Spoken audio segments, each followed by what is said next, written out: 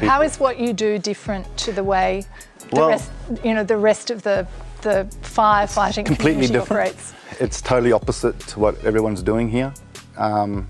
Like everyone's talking about the aftermath, and it's always the way Western, society works is really based on the aftermath of things and always acting when things are too late. Whereas all the work that I do is in the prevention of that.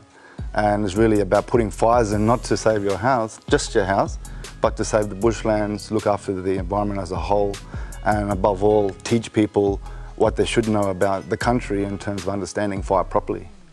When you light a fire, how is that fire different to, say, traditional backburning? Firstly, the biggest problem in this country is that everyone's confused. And that's been done by different groups. Some people would go, we call this a fire for hazard reduction. And then they'll say, this is a fire for biodiversity. This is a fire for traditional burning that Indigenous people do.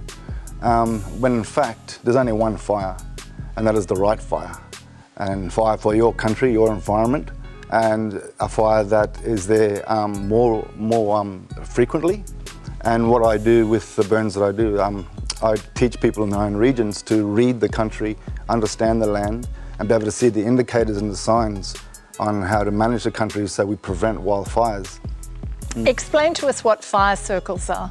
When we light fires, we just don't light fires anywhere. When I teach someone about burning the land, we'll go to the ignition point on that country, and there's a lot of reasons why that ignition point's there. And we burn out, and so the fire burns like a circle outwards.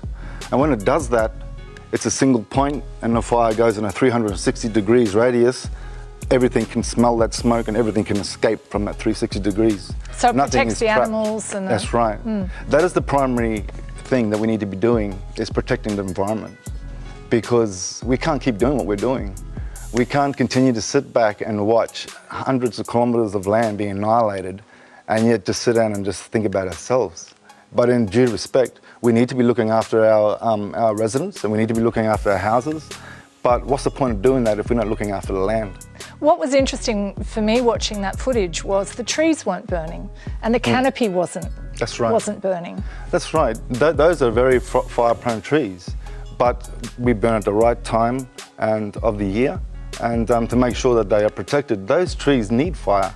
We live in a country that need fire, and what's happened is that we've stopped evolving with fire. Our fire culture in Australia is totally flawed to nothing.